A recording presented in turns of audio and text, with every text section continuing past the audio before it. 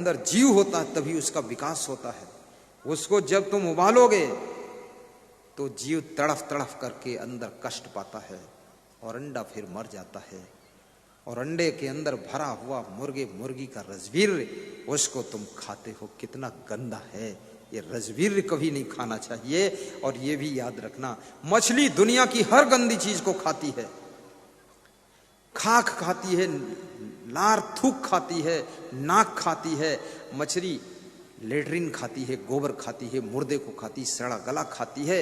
इसलिए मछली के शरीर से बहुत बदबू आती है।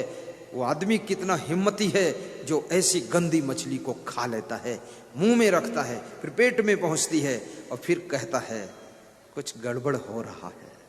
होगा ही गड़बड़, मत खाना मछली।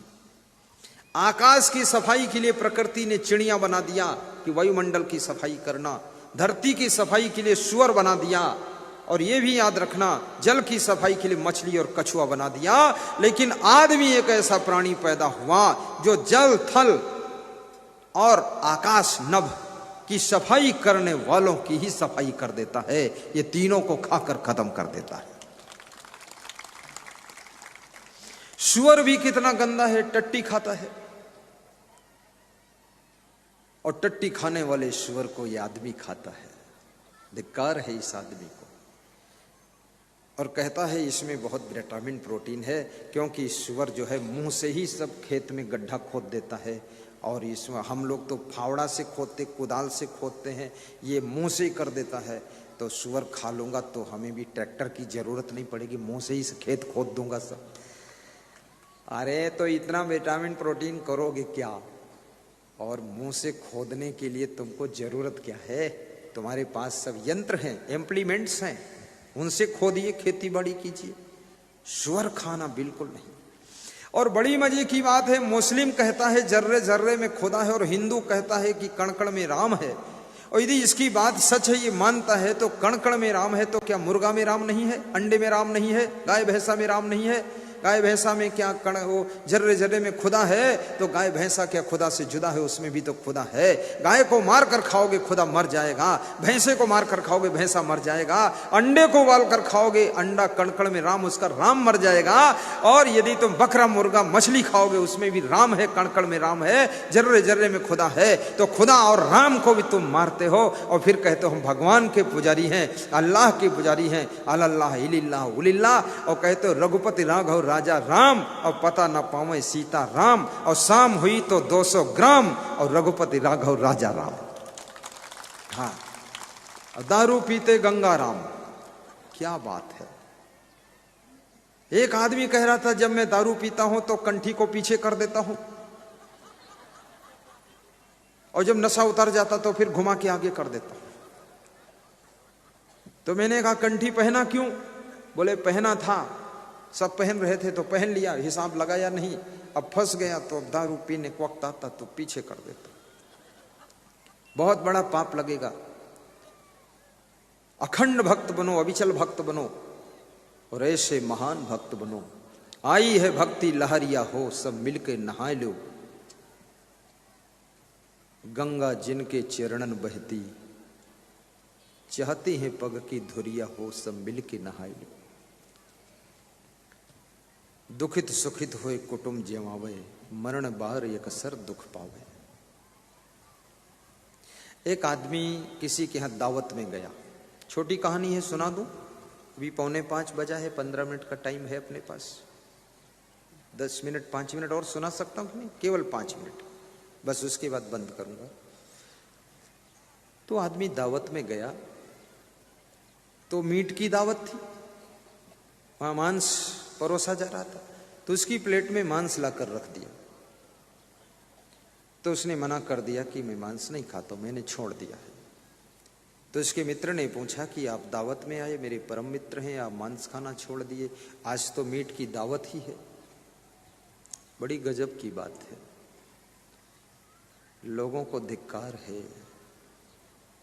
आपका दांत टूट जाता है, उस दांत की हड्डी को मुंह में नहीं रखते हो, तुम फेंक देते हो। दांत से खून आता है, उसको तुम कुल्ला करके थूक देते हो। लेकिन बकरे और मुर्गे की हड्डी मुंह में रखकर चबाते हो। धिक्कार है, अपने दांत की हड्डी भी स्वीकार नहीं है, और ये बकरे मुर्गे की हड्डी कैसे चबाते हो, उसका खून कैसे मुंह में रखते हो, बहुत बड़ा पाप लगेगा इससे। जियो और जीने दो, ऐसा संकल्प लो।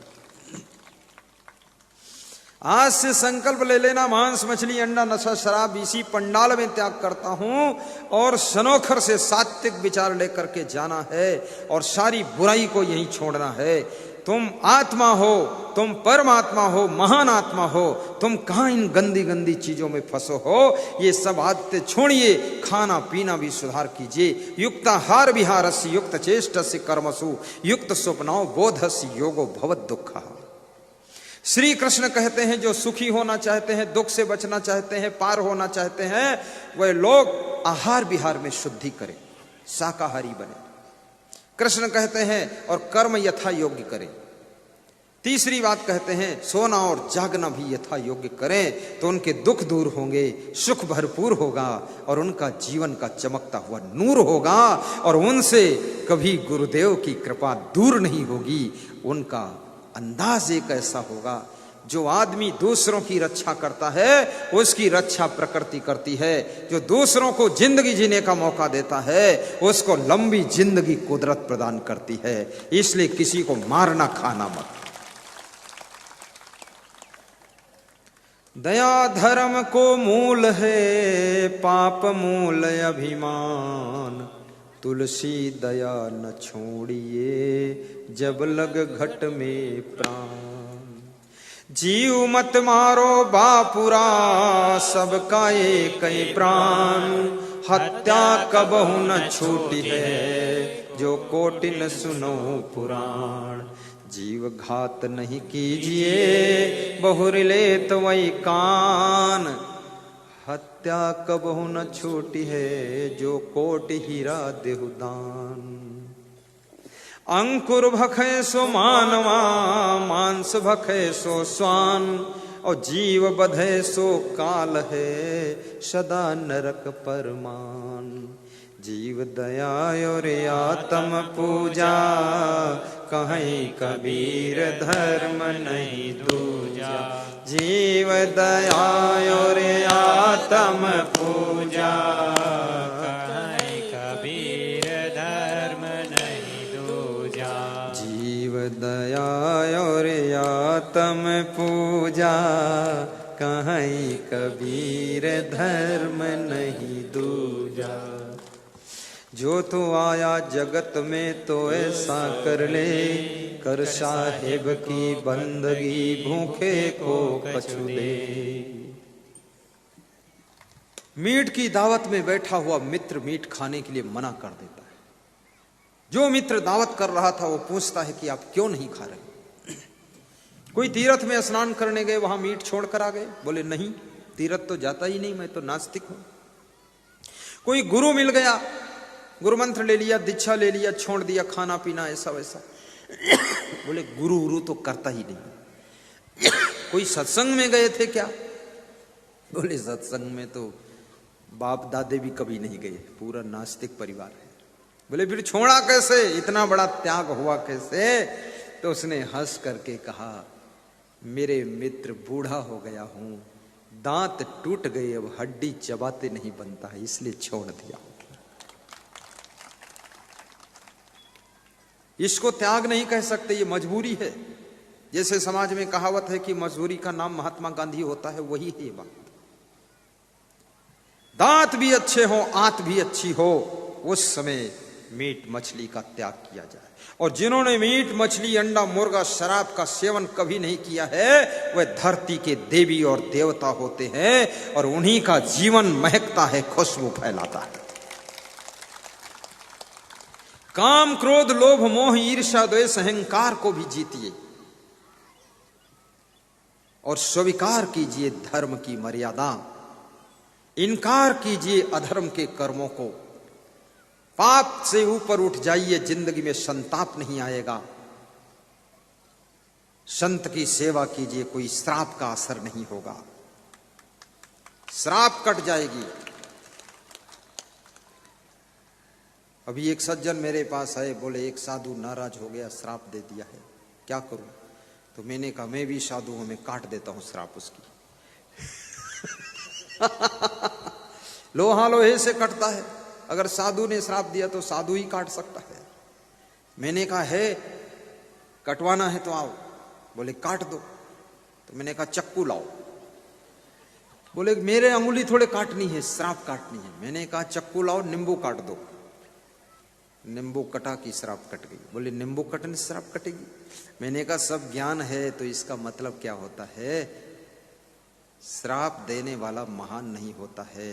फूल जब देता है तब खुशबू देता है, और सूरज जब देता है तो रोशनी देता, सूरज कभी अंधेरा नहीं देता है। इसलिए याद रखना, संत जब देता है तो आशीर्वाद देता है, और जो श्राप देता है वो संत के लेवल का ही नहीं होता।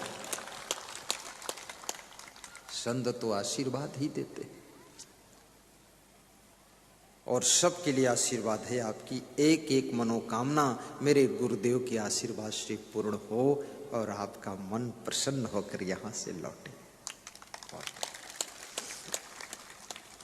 दुखित सुखित होई कुटुंब जेवावै, मरण बार एकसर दुख पावै। एका पापानि कुरते फलम भोगते, महाजना भोक्तारो विप्रम उच्चन्ते, कर्ता दोषेण लिपते। नीतिकार कहता है कि एक मनुष्य पाप करके धन कमाकर लाता, परिवार को पालता है, लेकिन जब मृत्यु का समय आता है तो उसे अपने पाप कर्मों का फल अकेले भोगना पड़ता है।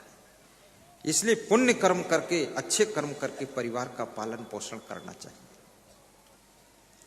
और कहें कबीर या कल है खोटी, जो रहे करवा सो निकरे टूटी। कबीर साहब कहते हैं ये दुर्बुद्धि रूपी खोपड़ी में जो कचड़ा भरा हुआ है, ये सब तुम्हारा खोटापन है, और जो अंदर भरा है वही बाहर निकल कर आता है। इसलिए अपनी बुद्धि में शांति, सद्विवेक जागृत कीजिए, ताकि लोगों से मिलो तो उनको भी शांति प्रदान कीजिए।